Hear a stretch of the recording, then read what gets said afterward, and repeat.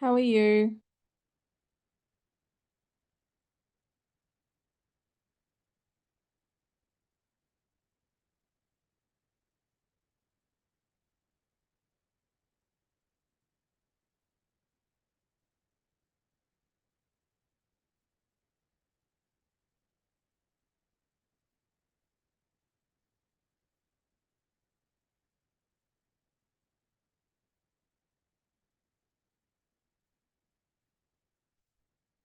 $20% when you buy any two or more items.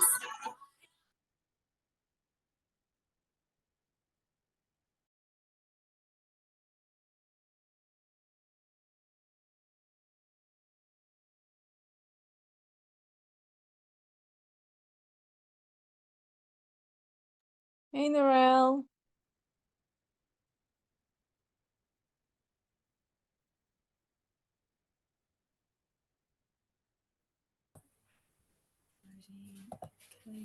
Hey, how are you?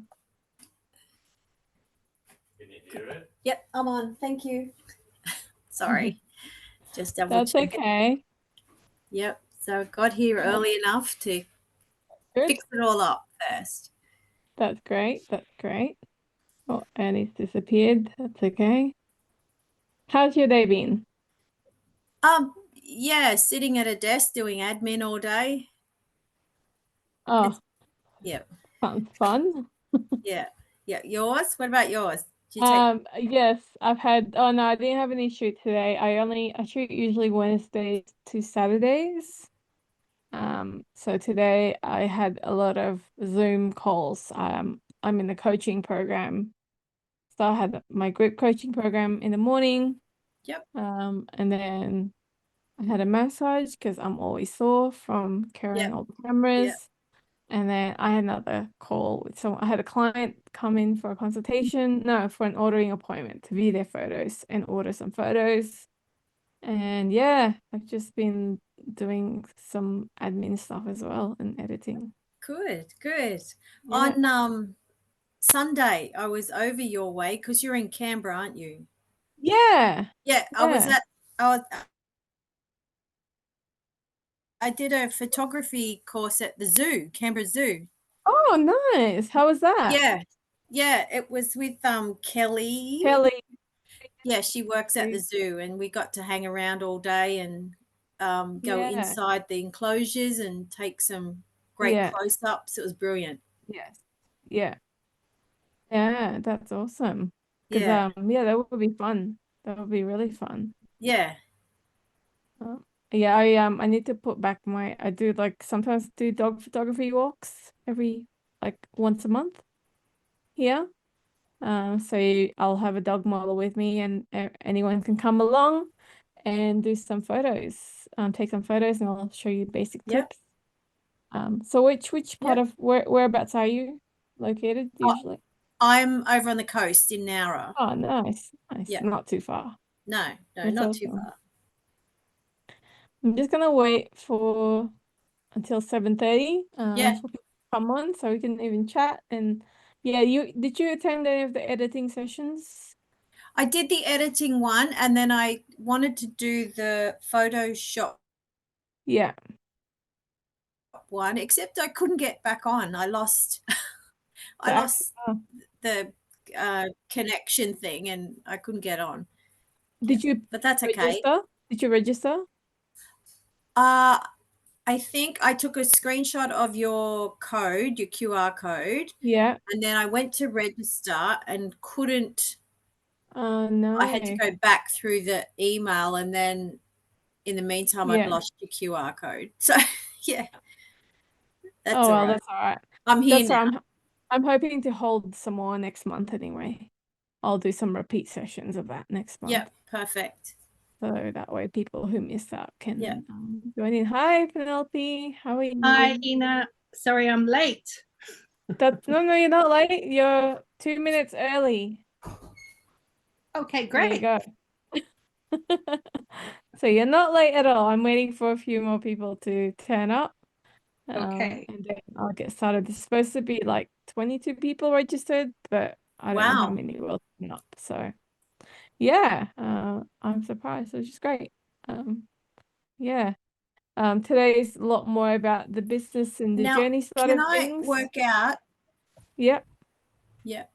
How do I, because I'm halfway eating my dinner, how do I turn my camera off? There's But on the bottom left, it says video and audio. You can click Oh. audio to mute yourself and video to turn off the video. Okay, thank you. That's Yeah. all right. So it's all good. Hello. Hi, Belinda. Hi, Shona. Good to see you. Good to see you too. I don't think anyone's registered some more at the studio one. So you want to Oh, you're joking. round people up for that, I think. I've tried. I know. It's like everybody that, I know, I've said they should sign up for the studio workshop. I was hoping Yeah. I had some more. No, still you, only you. That's all right. I'm still in Sydney anyway, so Yeah. yeah.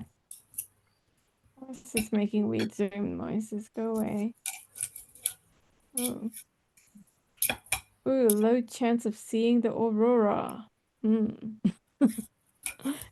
Just got a notification.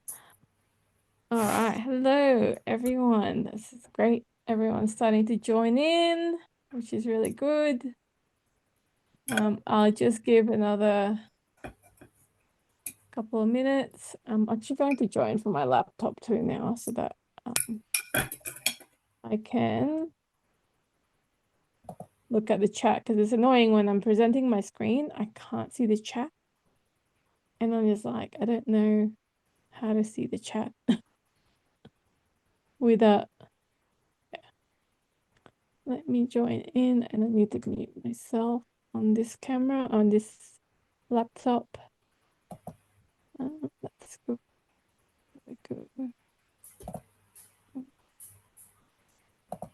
Join.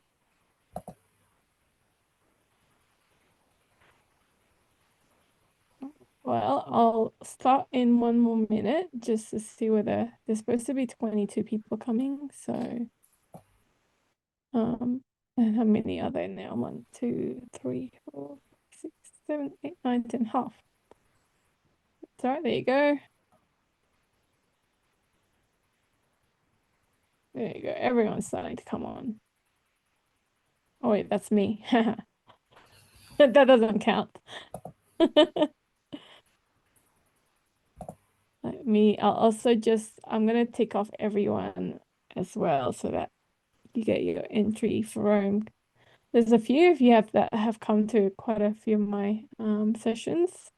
You guys are probably racking up your entries for Rome. Cross.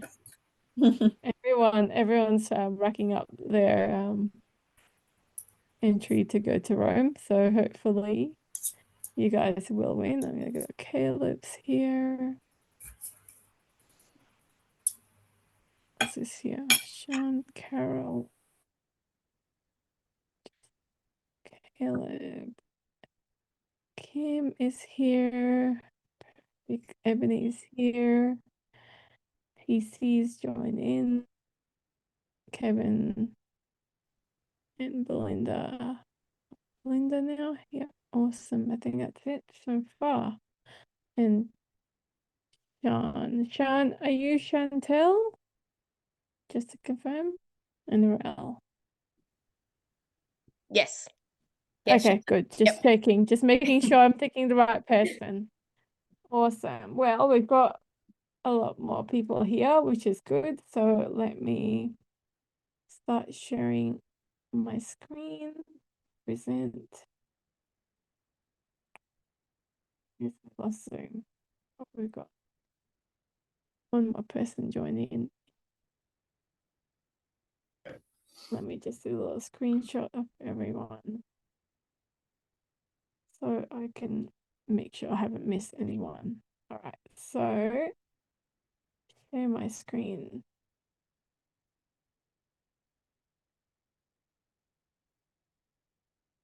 All right, welcome to the webinar today. So today's webinar is going to be a bit different to what you usually have joined me for if you've been to my previous webinar or webinars.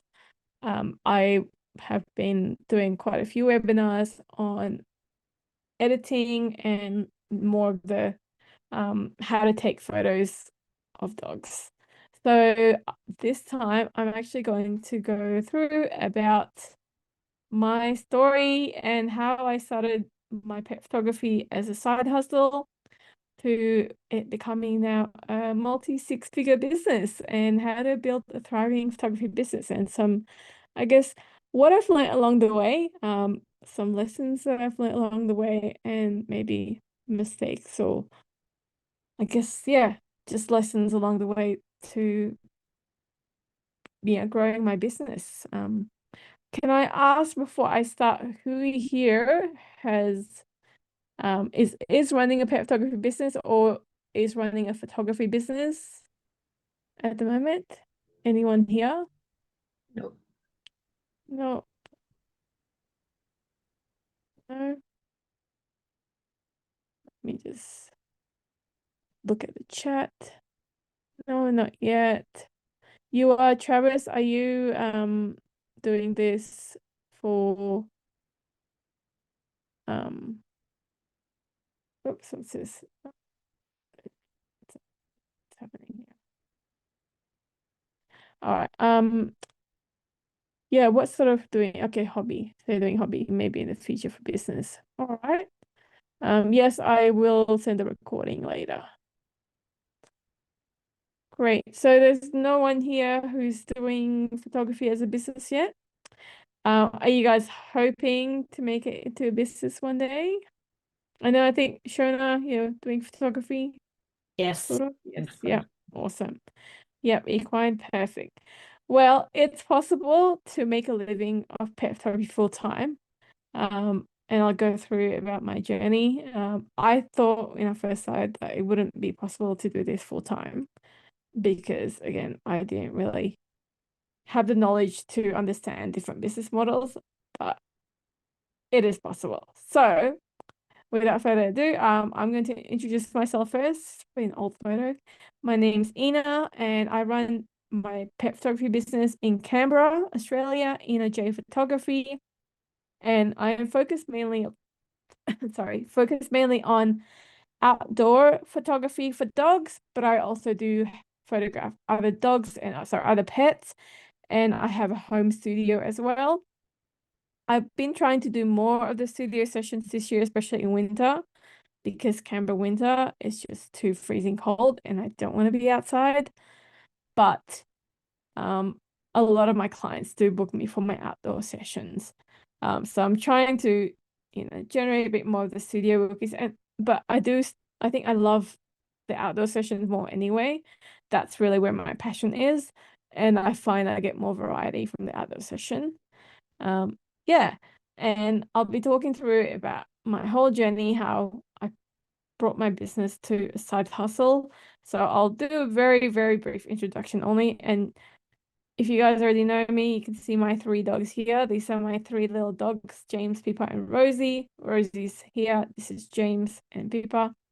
They're my little models. I need to get an updated photo with them again outdoors because generally I have lots of photos of them, but not with them. And that's really something I encourage my clients to have, is photos of them. So what I'll be covering today is my journey from a side hustle to a 6-figure pet photography business, and the biggest shifts that made all the difference, how you can start to, your pet photography business, to create your pet photography business or even grow, even if you're just starting out, and I'll have a bonus gift for people attending live. So this is my journey. So I love photography, and I've loved photography since high school. I did it in high school as an elective, and that was back in the film and darkroom days for those, who have been in the film. That's kind of showing my age, although I'm probably still younger than some of you, but I have, I did film photography and I love the whole process. In the dark room, you develop the negatives and then you develop it on the paper and you see the photos coming up on the paper. And I just remember that moment, how it was just so magical and amazing. And I love, capturing, those moments, freezing moments in photos. And I did like photograph everything I could. But being the eldest, and being brought up in an Asian family, I was born in Indonesia.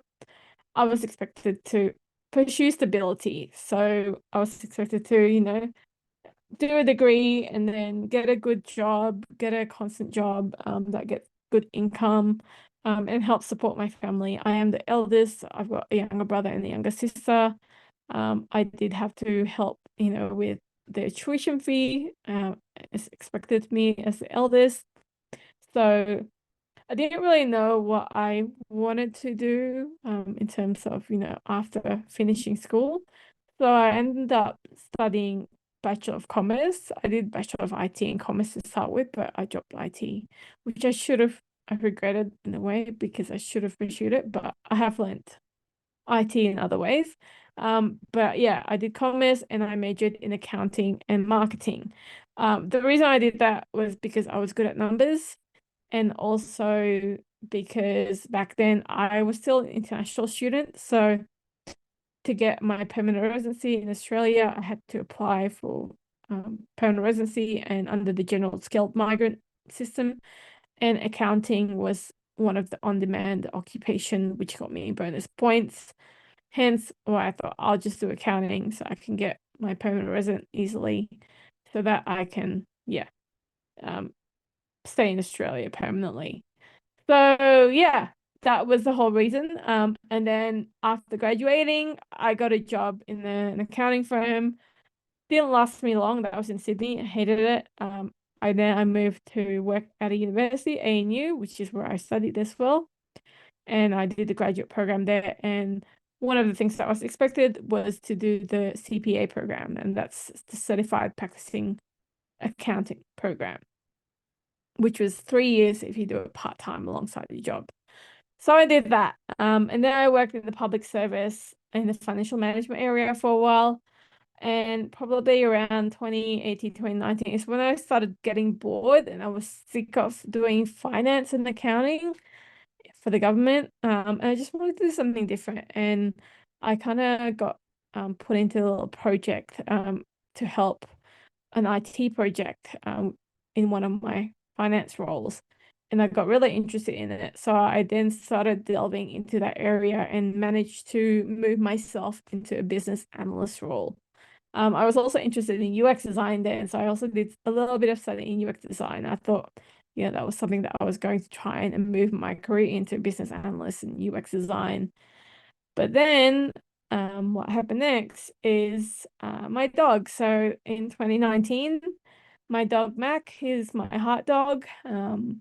He's really, the thing that started all of this business here. He was 7, so he was diagnosed with heart failure in 2017. And forgive me if I get emotional during this because, yeah, Mac is really, really important to me. Yeah, he got diagnosed with heart failure. The vet told me that he maybe had 6 months to live or maybe a year max. He fought for 2 years, and which was a very hard 2 years. He was on a lot of medications at the end. We had a lot of emergency visits, late night emergency visits. I was measuring his breathing rate every single night for the 2 years that he went through this. And the vet bills definitely racked up because we had so many vet bills that, emergency vet bills in the middle of the night where his breathing started to be too fast and his lungs was filled with fluid. So at 9 years old, I had to really make the decision. He wasn't coping with it. He was back and forth to the emergency visit in oxygen tank. And it just wasn't, a way to live. And so I had to say goodbye to Mac at 9 years old. Now, I thought, Mac wasn't my first dog. He was my second dog. My first dog lived till 17, and he's also got a big space in my heart for me. But there was just something about Mac that was just so different. And he made me smile a lot. He's got a really quirky personality. And because my first dog, Jaffa, lived till 17, I thought I had all the time with Mac. you know, he was 7 when he was diagnosed with heart failure. I was like, well, still got 10 years away. But yeah, he didn't live a long life.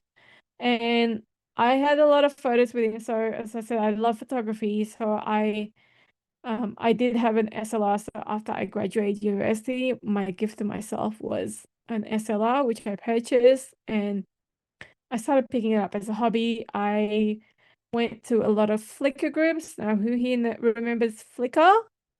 I don't know if you guys remember Flickr. There used to be like meetups and things like that. So I went to, yeah, a lot of Flickr meetups, learned from a lot of people. Yeah, ended up assisting some photographers as well in some weddings, started picking up like little side gigs here and there. And really that's how it all started, you know, like my love of photography. And that was 2007 when I graduated uni, but really I started getting paid jobs from photography around 2009. And again, it was a side hustle. I never thought that I could make it a career. And so I was doing everything from events to, you know, weddings or assisting with weddings, family portraits, newborn, maternity, everything. And I really wanted professional photos of Mac, which I do have photos of him, lots of photos of him, but I found that I didn't have any with him and with my dog James as well. And so with my dog Jaffa, I found that was one of the things I didn't have with my first dog was photos with him. And I wanted to find, you know, a photographer that would capture his personality and show his connection with me. And Mac was a special guy. He didn't like a lot of people. So he doesn't show his personality sometimes, and he gets really timid and looks a bit anxious. But he'll open up to, you know, certain people that he might like. And I hired a family photographer, and we did a session outdoors. It was fun, but I didn't feel like it captured his personality. And then really on the last was 24 hours before Mac passed, I also did another photo shoot with him. I found a pet photographer this time. It was a studio pet photographer. But again, it just didn't capture his personality. It was in the studio using strobes. Mac and my other dog James was a bit anxious. James was shaking the whole time and panting. He just had a really, really bad anxiety to the point that he was like his whole body was trembling and panting so much. And yeah, the photographer, her work was lovely and I love the photos, but it's just the experience. It didn't capture the personality the way I know them. And, you know, I wanted to capture really those moments of connection, not just the post photos. And also studio photos, as I said, I do love my outdoor sessions more. It was just on a white background and black background. And it didn't really reflect me. You know, I mean, I am wearing black right now, but I'm usually a colorful person. If you didn't see me at the Sony Scene trade show this weekend, I wore like a bright pinafore dress with dogs all over. I think Rashaf saw me and Nina as well, and Shona. So I wanted something that reflects our personality and his personality. So I just found that really didn't capture it. And you know, the pet photographer dearly acknowledged that he was really stressed. And she said, "Oh no, he'll be fine, he'll be fine." And I did get a beautiful, you know, acrylic print printed and another photo block as well. And I have it up on my wall. But every time I see it, what I got reminded of was that experience. It wasn't a good experience. So it sparked something in me, and it really wanted me to create something for other people to treasure their dogs. But it wasn't just the outcome. I want the whole experience to be memorable and fun and enjoyable for both the person and the dog. So that's how it really all started, is from this experience in Mac. And yeah, so as I mentioned, I already had a side photography gig, and I started with doing everything from families, events, and back then I was charging $250 with all digitals. And obviously, yes, there were no cost of goods sold, but with the amount of photos I was editing, I was probably paying myself like less than $10 an hour. And I never thought that I could make a living out of it, because for me to make a proper living after taxes, after expenses, I would have to do a whole lot of $250 sessions. And that would made me burnt out so fast. So I had looked into ways to, run a photography business. I started researching and I found a podcast, which was really, really great. It had a lot of information. I ended up signing up to the premium version of the podcast. And on that podcast was when I discovered, there's pet photography business coach and photography business coach, and different business models. It's not just, you charge $250 and give digitals. And then so I started, trying it out myself, but I didn't have the right processes and workflows and understanding how to implement the model properly. And so I decided one of the guest interviews on the podcast was a pet photography business coach specifically. And I contacted her, and, I had a chat to her about, how it all works and the cost and everything. It was very expensive. I mean, back then for me, and because I was earning maybe maximum $5,000 a year over the last, like, from 2009 to 2020. I was running my business at a loss. It was technically I was just cleaning all the gears, really. So I never made any money. I think the most I made was maybe, $7,000 max. So I never really thought I could make, a point. And, $5,000 when I've only earned $7,000 a year, is a lot of money. And after, mulling over it, I thought, you know what, I'm going to do it. I'm going to invest it. She offered a payment plan, so I could pay it back over, a year, and I could just pay like a weekly or fortnightly fee. And I thought, you know what, I'm just going to go for it. It's 8 weeks program. And she said, most of the photographers, if they implement what they learned, they would make it back after, the coaching program. So I was determined that my goal was, I need to take action. Everything I learned, I will put in place straight away, and I will take action. I implemented everything I learned. Every week we had a coaching call, or every fortnight we had a coaching call. Straight away, I implemented what the coach gave me. And and I basically made my investment back in just 2 months. So that $5,000, I made it back in just 2 months. After 3 months, I asked if I could pay it off earlier, so I didn't have to worry about the payment plan. And one of the key things that really helped was switching to a different business model, which is a session and product business model, and doing in-person sales rather than just shoot and burn, which is what you call shoot and burn, where you charge a flat fee, and you give all the digitals. So that was really the big turning point in my photography business. And, the first month I made $3,000. The second month I made $4,000. The third month I made $5,000. And I was still working full-time in my public service job, which was a good paying job. I was an EL1 in the public service, making $120,000, and there was good superannuation. So yeah, I mean, I didn't need the extra money, but the extra money was great to pay for holidays and things like that. And when I could see that, this was becoming something that's really, really possible, it really, I was like, oh my gosh, this is amazing.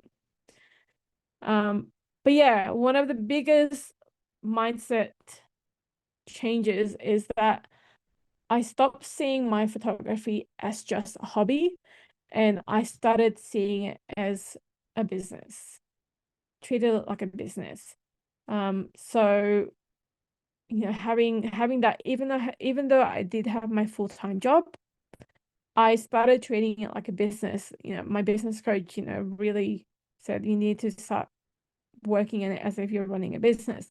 You're tracking numbers, you set your profit goals, and make sure that you charge accordingly.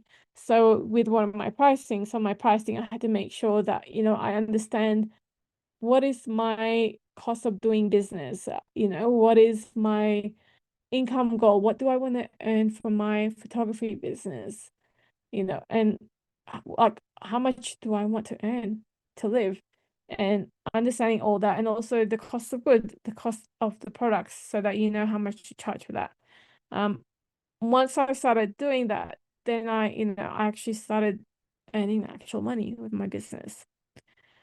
The other thing that was really another game-changing mindset shift was that client didn't just want pictures. They just want, a digital image. They, there are clients out there who want artworks, who want memories, who want an experience. So it's not just thinking about the photo as the outcome, but as I mentioned, with my whole experience with Mac, it's the experience that counts too. It's the whole experience from the start of the session to the end of the session. And, having that experience really then triggered me that I wanted to create a better experience for other people to go through this. The person that I used to photograph Mac also did this session fee and product business model. So that was sort of my experience as a buyer. And it was great that I saw it from the buyer side of things, so I could actually then understand how it works for my clients.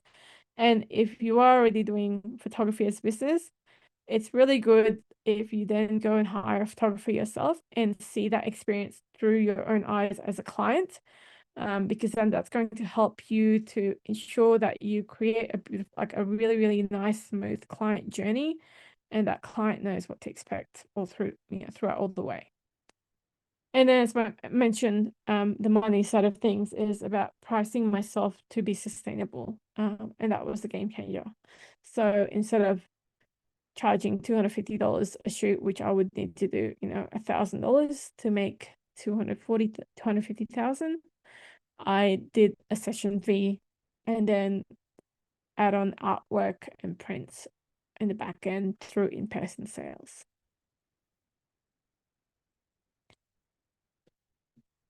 And then, as I mentioned, with the full experience, having that, looking at where the experience is, where do I need to improve? At the start, the experience I provided isn't as high touch point as it is now. So when I first started, there was a lot more emails back and forth. So when I contact clients to book in, it was mainly all through emails. And then I would meet them at the session for the first time.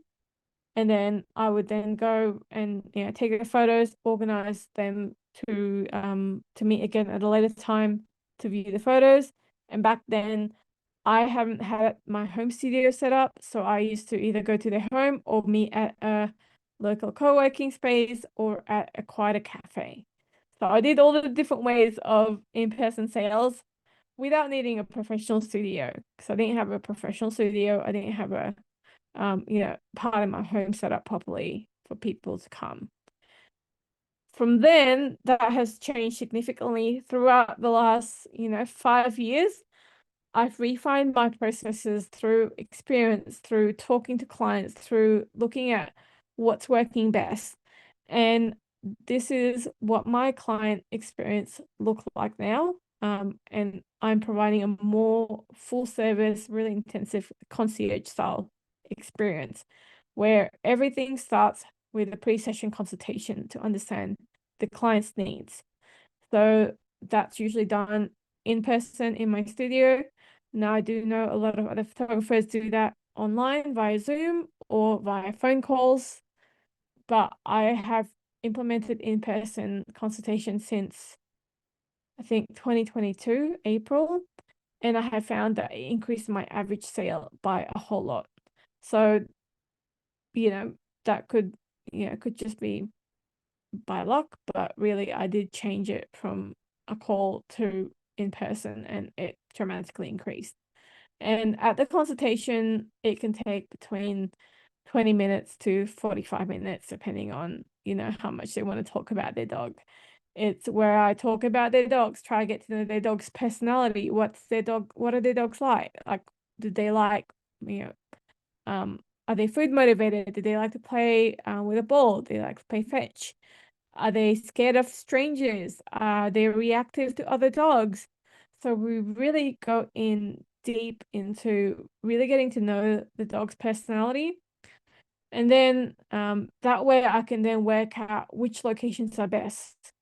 Now, in terms of locations, before I would allow a client to choose different locations, whatever they want, if they've got, specific locations that they want. Now I'm much more selective. I've got a list of locations that I already generally go to because I know, one, the lighting in that area, whether it's at sunrise or sunset, summer, autumn, winter. I already know what this, environment is like there. So I know there's a couple of locations I use. They are pretty quiet generally, like 90% of the time. So I know they're great for reactive dogs and anxious dogs. And also they make really great photos, and I already know what to do there. Whereas in new locations, it's generally I would have to do some scouting before the session to make sure I'm familiarizing myself with the area, knowing where to go, making sure I have enough variety to show the clients. So generally I have about 6 locations that I offer clients, but there's really 2 or 3 locations that I rotate mainly around. But yes, with this consultation, it really allows me to then guide the client to work out which location is better for them, or depending on what they want as well, what their needs are, if they're looking for a specific moment or memory to capture. And then I'll go into then the emotional side of things, talking about, how do you want to enjoy these photos? When you see a photo of your dog, where do you want to see it? How do you want to enjoy it? And then I start talking to them and educating them about getting printed photos. So the wall arts, albums, portrait boxes, and the prints. And that's really then when I start trying to either, they might already want prints and wall art, but for those who don't, then I show them what's possible for them. And this is how I start the education process with the client as well. And then I go through my pricing in here as well. So I'm very transparent about my pricing. I basically go through every single pricing at this consultation appointment, so that there's no surprises when it comes to the ordering appointment at the end. And this way, then at the end of that consultation, this is where, yes, it might have been 30 or 40 minutes waste of my time if they don't book, but this is where they book or they don't book. Like 75-80% of the time, they book in. So there are some people that might not book in. They might come back later, but generally, if they don't book in at the consultation, they probably are not going to book you in. Then after the session, they book in for the session. I have another planning call just to follow up between the consultation and the session, because sometimes there might be about a month or 2 month gap, because I tend to book about 4 to 8 weeks, 4 to 12 weeks in advance. So sometimes it's quite a big gap. So I like to touch base with my client and also go through what to bring to the session, what to wear, make sure that they're prepared, so that by the time they turn up to the session, all they need to do is have fun and enjoy the experience. And then I also ask them again about what they want to do with their photos after. So I'm already planning to shoot for that. So for example, I had a client who wanted a big set of image and then 6 smaller images around those photos on the same row. So when it came to the photo shoot itself, I knew that's what they wanted. They wanted the big photo of 5 dogs together, and then individual photos of each dog, plus a whole family photo. So I need to make sure that I plan for that, and rather than just shooting, whatever I want and hoping that whatever I end up shooting fits into what they want. Does that make sense? I hope it makes sense. And yes, there's a lot of planning, there's a lot of touch points. And then by the time then they get to the session's pretty much natural light, full of movement, full of connections, making it easy for them, making it fun. And they don't need to worry about a thing, because when they turn up, they're already prepared. They know what to bring. They know what to expect next. At the end of the session, I'll book them in to come back for their ordering appointment in my studio. And that's when they come in to basically choose their photos. So I'll play a slideshow, and then they get to choose their photos, choose their favorites. We narrow down to a short list, and then I'll start going, okay, what do you want to do with these photos? Then we start choosing, okay, I want an album. Let's choose the 20 photos to go into the album. Any photos that they have left, and then go, okay, did you want this as wall arts and things like that? And basically I guide them through the whole selection. So if they're like, oh, I like this one and this one, but they look similar, which one do you recommend? So I guide them throughout the whole process. And I also design the artwork for them to suit their home. And I have a software that I use that I can request photos, and I request photos of their wall from them before their session, with an A4 paper, and I can put it to the software, and then they can I can superimpose their photos and like change sizes, add frames, different color frames, add mats and things like that. So then they can basically see what that photo looks like on the wall with a frame, without a frame, or design an album for them in the spot if they want an album. There's a question here. So it's best to have a console and a number of different images and how to display them, or do you show them on a laptop? So in terms of between the session and the ordering appointment, I go through in my Lightroom editing webinar, but basically I take around so the session itself is an hour max, and I take between 200, 300 photos, sometimes 400 if it's outdoors. Studio, I might take a bit less. And then generally I cull down to around 30, 40 to 60, 70 photos max. And I only do Lightroom edits to all of them, and then do a full edit. So full edit meaning removing leashes. If there's legs and arms holding the leash, distractions, I remove all of those and then I edit it to match my style. So that's what I mean by a full edit. So I do maybe 2 or 3 images as full edit, and then the rest in the gallery, which can be about 40 to 60, 70 images. They're just basically retouch, basic color adjustments in Lightroom. So leashes are still in there, legs are still in there, half of the people are still in there if they're not meant to be in there. But I explain to the client again in my processes throughout the start, I explain to them, don't worry, these have been lightly edited. Anything that you order will be fully edited, because for me, it's not worth editing all the 50 or 60 photos that I show them if they're not going to order all of them, right?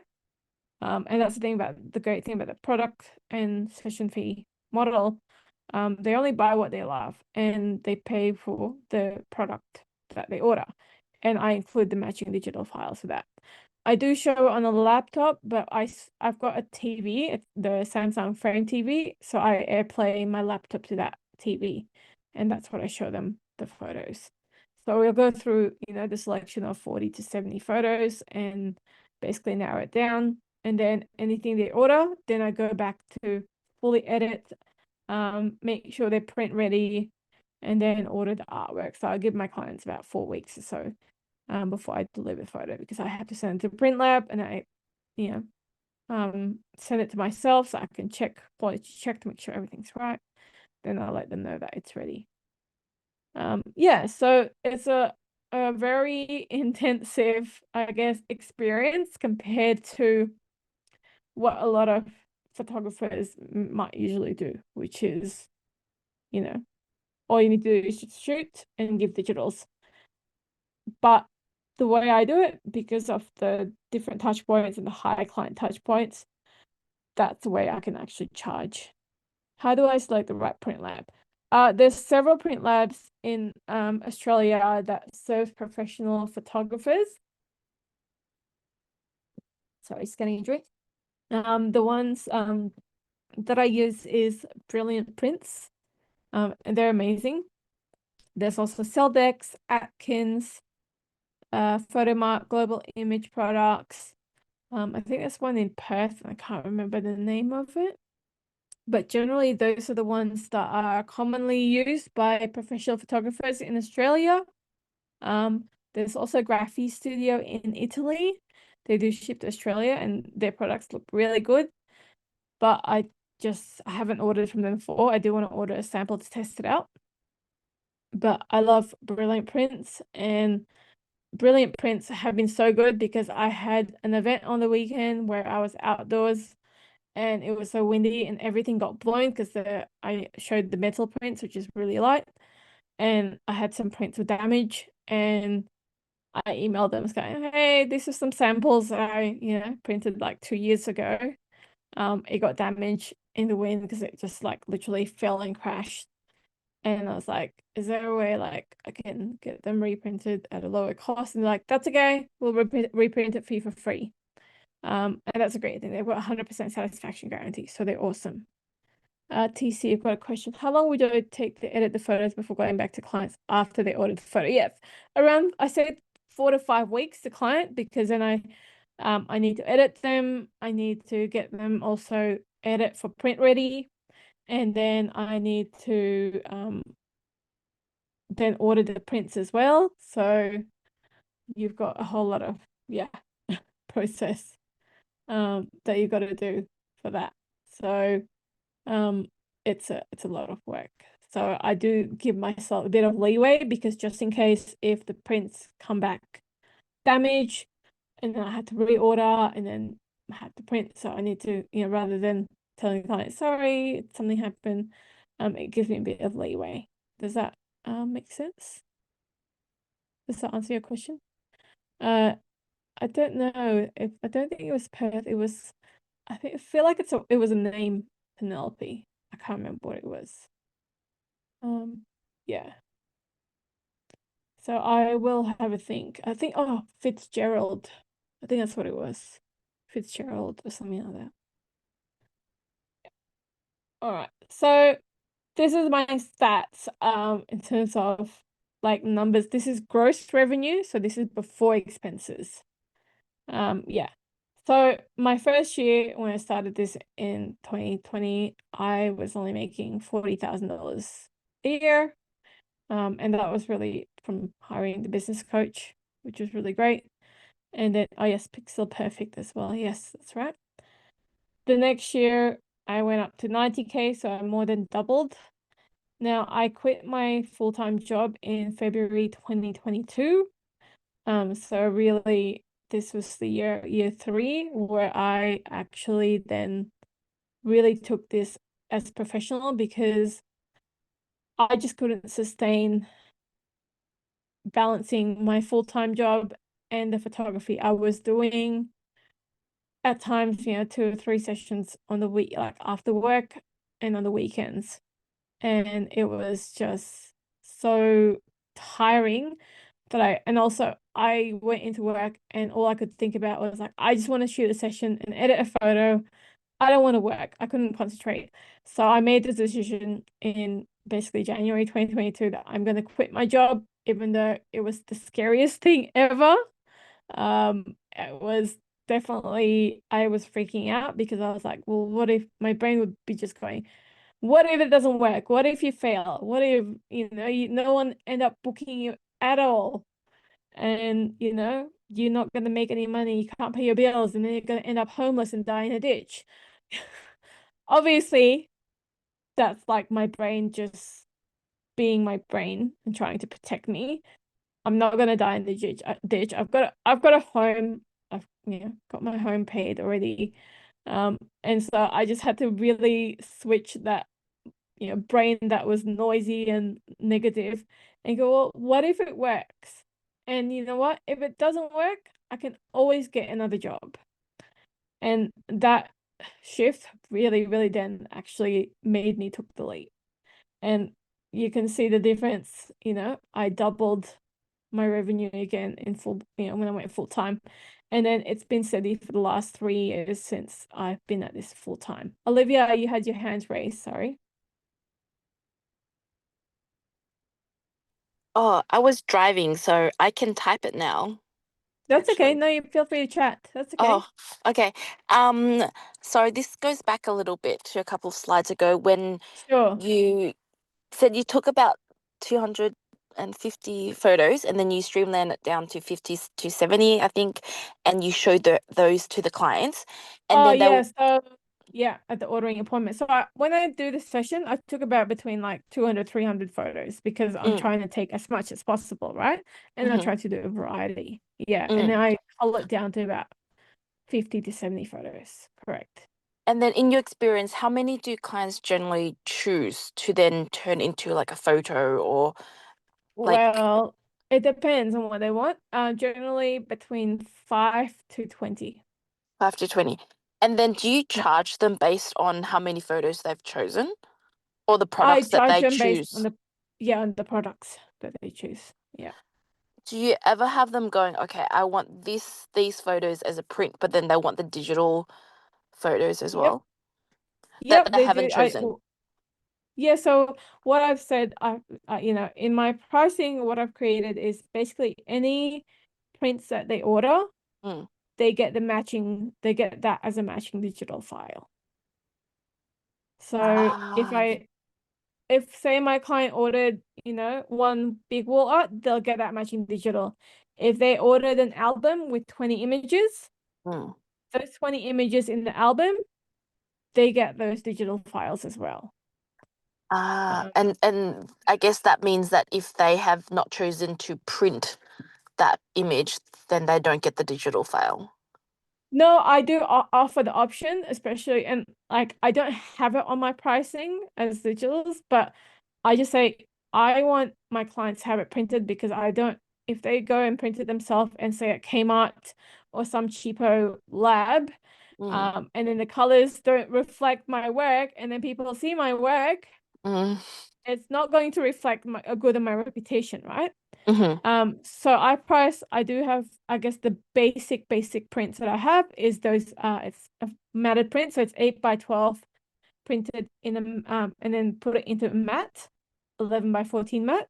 So those are my basic ones, so they can get a set of 3, a set of 5, a set of 10 or 20, and if they want digitals, it'll be the same price as them, because I said digital files are actually much more valuable than prints, because they've got the digital file, they can do whatever they want with it. They can reprint it themselves, they can share it, they can reproduce it. So actually, I tell my clients digital files are actually much more valuable. So if you want the digital files, you're gonna have to pay the same as the print, because yeah, you're getting the whole thing. So you might as well go print.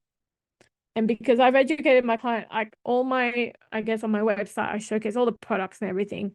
So that is norm. And yes, sometimes I have the occasional clients going, oh, that's too expensive. And I go, that's fine. They're not my right clients. So again, it's another mindset shift that I had to learn, that not everyone's going to be my client. And those people could go to another photographer that charge $250 like I used to do and give them all digitals. Does that answer your question? Yes, it does. Thank you. And That's then okay. I had another question. You know the app that you use, because you ask them to Yep. take a photo of their living room and then you show them what a print would look like. Did you say the name of that app or Yes, I thingy? use Pro Select. So I'm gonna open this up. Minimize this.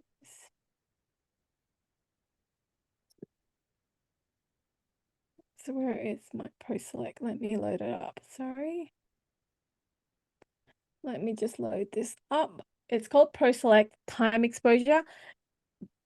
I'm not sure if I would use it again, because they're charging subscription now. So I paid a lot of money for this. Mm. And I paid a one-time fee. Well, back then they said you can pay a one-time fee so you can have it. Mm. Like, and then now they're basically back down and say, okay, now everyone needs to go on a subscription. And you gotta pay like, I don't know, $79 or $49 US a month. And I was like, Whoa. well, I purchased it. I purchased it for, I think I bought it for $900 US back then. So I didn't buy it for like a small amount of money. I bought it for a lot of money. Mm. So I refuse to pay their subscription. So I am using their 2022 software still. So I'm Mm. going to use it until it can't be supported. Mm. Yeah. There are other software called, I think, Fundy and Swift Gallery, I believe, the other two options. But as an example, this is what I have in this. It's a very clunky software. So again, it's not a great software, but it is good in a way that I can show my clients how it will look on their wall. So Mm. when this loads, you can then see. This is where I go. So I showed 70 photos for this one. And you can see there's a neutral face, sad face, and smiley face. As I go through, I go, okay, do you like this photo? Yes or no? So I just go yes or no. Yes. No. Yes. Oh yeah. No. No. Yes. So you then create a short list in the happy face, and then the no rejects I'll go through them again to see if there's anything that they might have said no to that they might like. But then we'll go through this final photo and go, well, what would you like them to be? Now, in the rooms, I've created, this is their own wall. So this is some mock-ups that I did for them before they came to the session.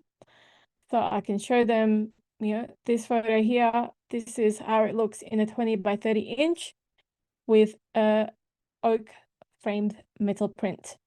I can then change the color if they say, oh, maybe you prefer the black because it's a black dog, but they've got an oak color. So maybe they wanted a more darker wood type that they want. Or if they really want it all different and really stand out, maybe they can do a white frame. So really, I'm showing them what's possible here. You know, I can change different color frames. I mean, some of these frames are my labs don't sell, but if they want a frame print with the matte, I can go, okay, we can do a matte. Let's do a white. Yes. And then I can go, okay, you want, this is 20 by 30. I want bigger. Great. We can do bigger. If we do 30 by 40, I was like, oh, they're originally wanting that. I was like, that looks a bit too big. So I would recommend going a size down to say 24 by 36. If you go 20 by 30, it looks still quite small. If you do 16 by 24, it's too small. So I'm guiding them like an interior designer. Yeah, it's Pro Select time exposure. This is what Pro Select. So yeah, so this is great because then they can see the different options, and I can also create different layouts. So I have a framed collage, so I do this 4-image collage, and then we can then design it right here and then go, oh, I want this photo in there, and then this photo in there instead, and you know, I'm designing them with them, so it's a very consultative process. And again, this is why I create a whole experience for them. So then they order the wall arts and then the prints and, you know, portrait boxes and things like that. Yeah. Thank you so and much for then explaining. no worries. And someone asked me about the 2,800 average sale. So that's a majority. It's the products. The session fee, my session fee is only not only, my session fee is $450. And the $450 is basically, a session is $200 for me taking the photos, and then $250 off that will go towards any artwork. So if they say spend $1,200 on the artwork, then they get that $250 off from the initial session fee. But this is an average sale. So some clients spend $600, some clients spend $8,000. So on average, that's on average. But yeah, I have clients spending between $600 to, I did have a client last year that spent $11,250. That's from one session.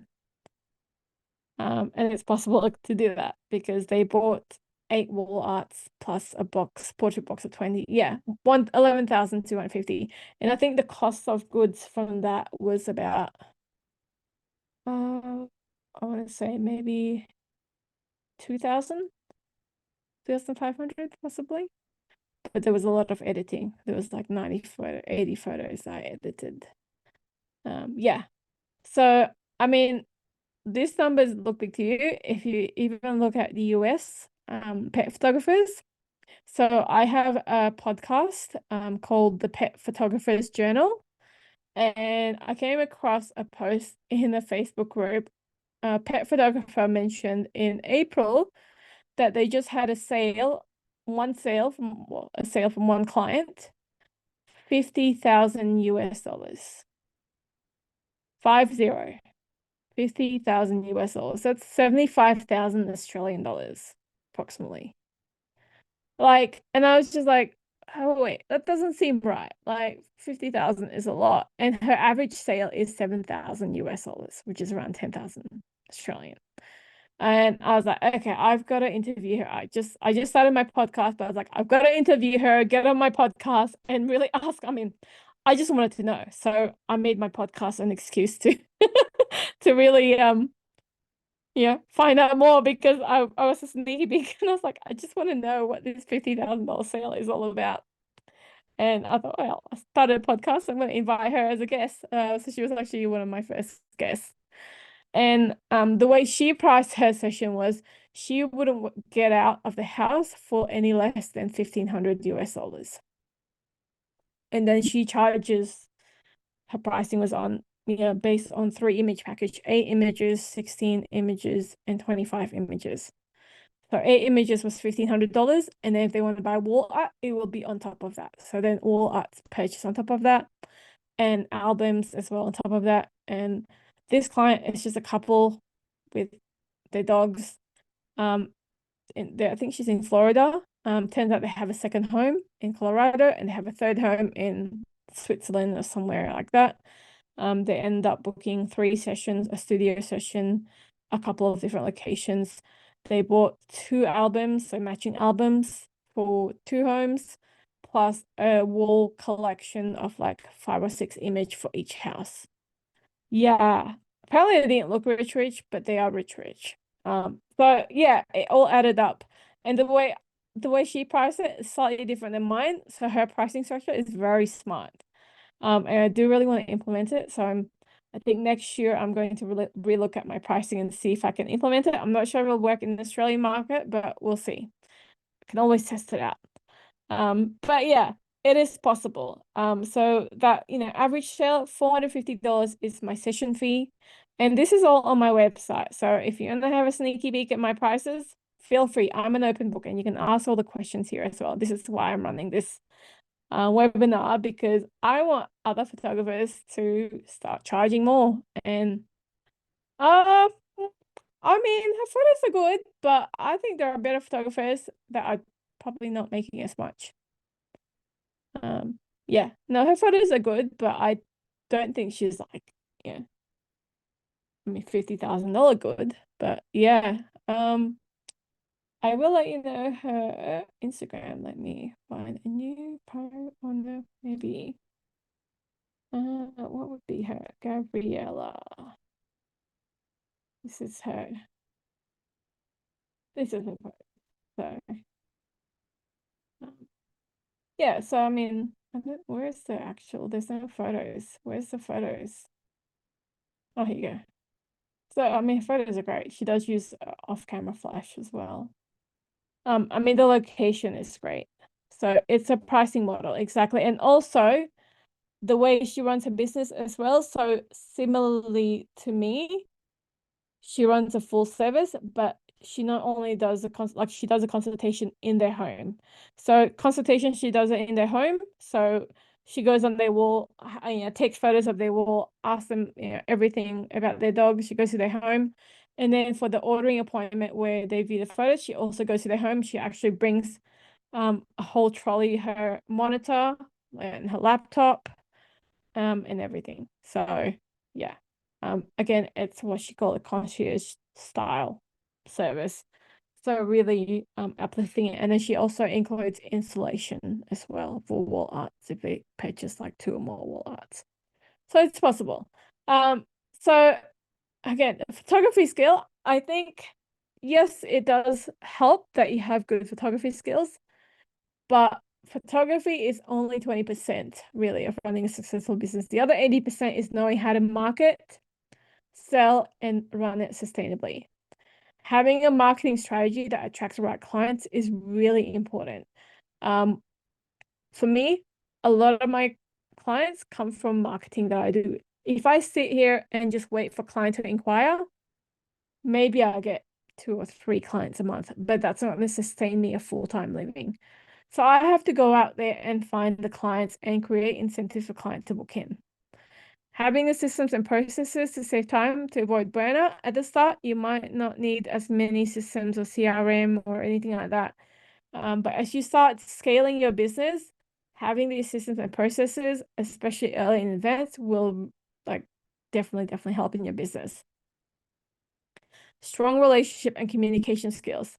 You are going to be dealing with people. I know there are some people who decide to do pet photography because they don't want to deal with people. They just want to deal with the dogs. But I'm sorry, the dogs don't have the credit card. The people do. So you still have to interact with people. You need to build a relationship with the people. As much as you we want to work with dogs, I still have to talk to the people a lot of the times. Yes, I do get to work with dogs as well, but you still need to interact with people, know how to communicate and build relationship, and being confident in talking about and selling your product. And no, you don't need to be salesy.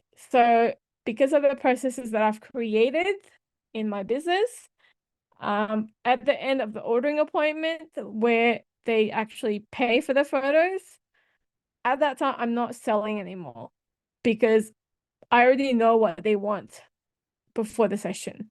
Most of the time, with all the planning calls and the questionnaire that I send out, I already know what they want. For example, I've got a shoot, coming tomorrow with 6 dogs, or on Friday with 6 dogs. I know they want a wall art with all 6 of them. So that's what I'm aiming for. And then I'll also take photos of individual shots. And I know they're going to want to buy some kind of album or portrait box for that.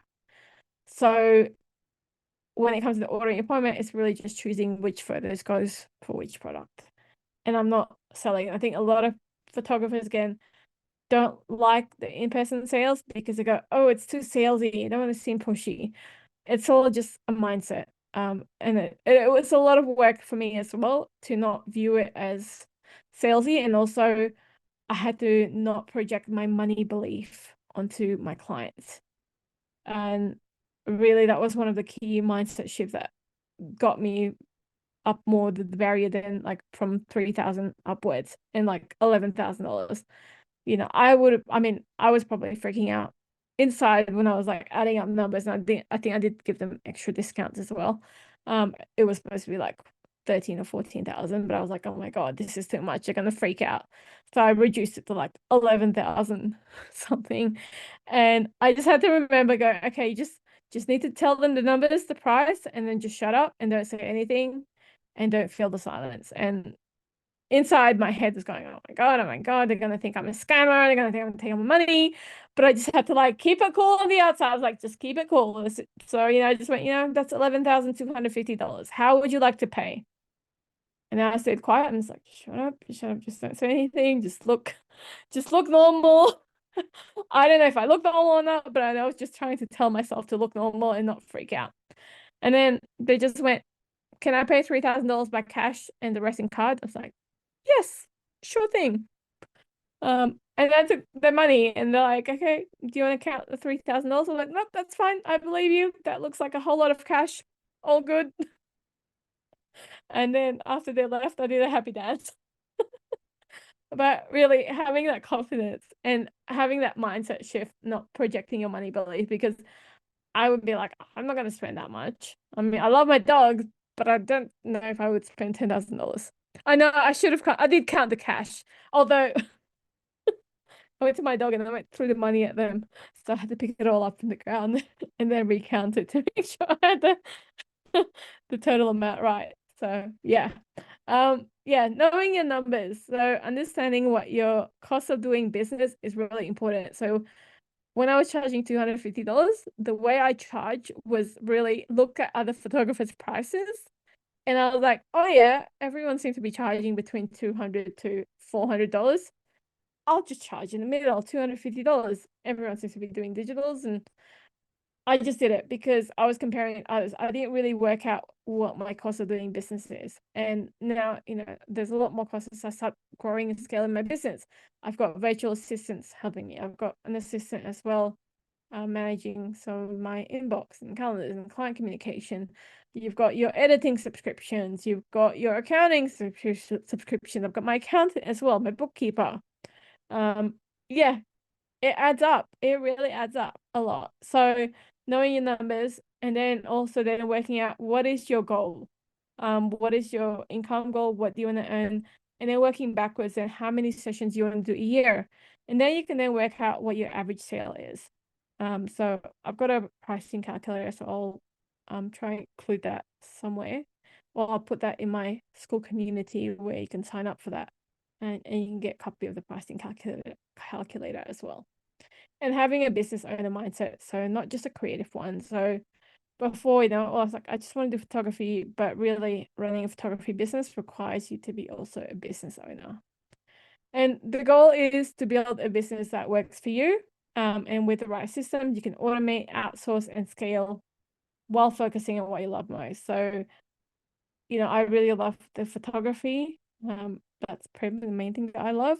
So I've outsourced my social media, my admin, a lot of the stuff that I don't need to do, I don't like doing, the bookkeeping, accounting. I've got my VAs for that, and I've got my bookkeeper and accountant to do all the numbers and reconciliation. So yeah, that's really having that systems inside the business that allows you to scale it and grow. And now, I'm now also adding in the photography education part. So, this is another aspect of my business now that I'm currently growing. So now I've got a lot more things to consider, a lot more systems, a lot more, sources and leads to manage and communication. So I need to make sure I don't burn out, because I am, the sole owner of this business, but I do have help with that. And letting go was really, really hard. To letting go control to get help was really hard, but that was the best thing that I've done, is outsourcing and delegating some stuff. Now, again, all of this it's been uncomfortable when you're growing, and this is a good quote. More people are afraid of the short-term discomfort than long-term regret. And I thought that was really a good quote. And I think being uncomfortable is good, because that means you're growing. And, I would rather work hard and be uncomfortable and push through that learning stage, rather than regret not trying and not to grow. Again, what I wish I knew sooner. So don't wait for perfect. You don't need all the fancy gears, a huge following, or perfect brand to start. When I started, I had the Sony A7 III with an 85mm 1.8 lens, which is what I mostly use, and the Tamron 28-75. And I started making money with that. And I started with DIY website. My branding was non-existent. I got a logo made online, really cheap. And yeah, just taking action every single day, even messy action, is what really builds momentum. And from the first get-go, when I had my business coach, I took every single action. Anything that I learned from her, I implemented within the next 24 hours to 48 hours. Because really, if you're just learning and learning and learning, and then you don't implement it, you're not taking action. And progress beats perfection every single time. As I said, messy action is better than no action at all. And you can build this too. And I guess the only difference between where you are now and where you want to be is the number of actions you've taken. And start little and keep building that momentum. And I never thought that I could do this as a full-time job. If you asked me 6 years ago that I'd be doing this full-time and making, 200,000 revenue, I would say you'd be joking, because I wouldn't have never thought that this was possible. But it is. And I know other pet photographers are doing it too. So yeah, it's definitely possible. So you can do this too. And this is where I guess my passion is as well. Since doing pet photography, I really love sharing my passion with others and really uplifting others as well to do the same, because it's such a great job. Why wouldn't you do this? So if you want to learn more, you can join me in my Skool community. Now, this is specifically around building a pet photography business. So not really the photography technique or craft. It is going to be around the business side. It's free. I've got weekly office hours in the morning on Thursdays that you can just join if you have questions about building a business, marketing, pricing, anything. It's free if you join the Skool community. You can also go to my website to work with me one-on-one for mentoring or coaching. And of course, I do these webinars regularly on Sony Scene as well. So what I'll do is I will send this slide and also the recording to you after, so that way you get a copy. And yeah, it would be great to have you join the community and be active. The way the Skool community works is like leaderboards. The more interactions you do, the higher level you go, and the more bonuses you'll unlock. So if you get in there, make sure you participate. Nina, good questions. Have I considered adding more photographers to expand my business in the future? Yes, I have thought about that, and that was another guest interview I had with another pet photographer in Melbourne, is hiring associate photographers. And I have thought about it actually, and that's something that I'm wanting to explore next year. It's been something I've been hesitant to let go of because I love the photography aspect to it. I've been now just outsourcing. Well, I've hired someone on my team to do the editing. It's still, I'm training her to make sure that she can edit to my style.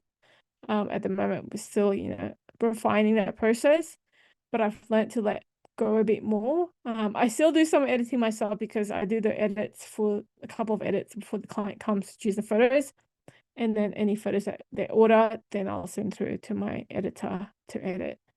So I'm eventually letting go of a few things because at the moment I'm like pulled everywhere, and it's been really tough trying to balance everything with traveling to interstate for running workshops. So like I'll be again back in Sydney next month on the 24th of October. So if you're in Sydney and you want to learn how to take photos of dogs in the studio, make sure you come to that. That's on Friday, 24th of October. I would love to see you there. And if you're in Melbourne, I will also have a workshop on the 25th of October, and that's an outdoor dog photography workshop at Alexandra Gardens, Peppercorn Lawns, near Federation Square. And so I'll have some dog models there as well, and I'll basically show you more the practical stuff of photography that they're on Sony Scene. So yeah, please sign up for that. I would love to see you there in person, which would be great. And yeah, it would be great to have you there, and also to join me in the community. Now, if you want to book a strategy call with me, you can book in a 15-minute call, and I can talk to you more about how to start your pet photography business, where to get started with pricing. We can start building you some kind of roadmap to work out, where you want to go. Even, if you've already started a business, then we can work out how to grow your business. Really, yeah, we can start planning a roadmap. So you can do a 15-minute call with me. Usually we'll go over anyway, 15 to 30 minutes, because I'd like to spend a bit more time to work out, where you want to go, and then start, working out a plan to help you. And this way, you can actually pick my brain as well if you've got any questions about business, marketing, pricing, anything like that. So yeah, feel free to book in a time that suits, and yeah, let's stay connected. I think that's it for the presentation. This is my Instagram. I do have another Instagram for my business side of things, where I post just about the business side. And let me put that in the chat. And as I said, I've got a podcast called The Pet Photographer's Journal, where I release an episode every week, because I don't have enough things to do, so I added a podcast to my plate of things, because yeah, I just apparently don't have enough things to do, and I'm bored. So yeah, any questions? I hope that's been useful. I hope it's been insightful. Yeah, I hope that kind of gives you an insight that what's possible in terms of pet photography business, even photography business. This can be what I do, can be applied to portrait as well. But I know having like that really niche is really really good. Amazing. The White Shepherd promoting session was awesome. Amazing. Thank you. I'm glad you enjoyed it. I always want to be open and sharing as much as I can. I don't like to gatekeep. So yeah, I'm glad you wrote a lot of notes. Amazing. Yep. See you in my Skool community. And yeah, thank you so much for joining me. I will give me probably about 24 hours to get this recording and slides to you, and I'll send that through. And I hope to see you either at the next webinar I have, which I'll put some more on next month, and which is next month is only tomorrow. I just realized, and I hope to see you at some of the in-person workshops as well, because that would be awesome. Thank you so much, and I hope you all have a good night. And if there's no more questions, yeah, awesome, Travis. 25th of October. So yeah, you're going overseas. Okay. Amazing. All right, I will talk to you guys soon. Thank you, Ina. Thank you. Thank you so much. That was yeah, lots of fun, and it's good to have everyone here. And I see familiar names. B, can I just ask, who's that? So I can tick their names off. B, can you just confirm your name so I can tick you off as a check-in? Sorry, just had to unmute. It's Braden. Braden. All right, great, Braden. Thank you so much. I will make sure you're checked in as well. Perfect. Thank you. All right, thank you. Thank you. Yes, Kim. Sony Scenescape. Yeah, you probably did see me there walking around. All right, guys, have a good evening. Bye.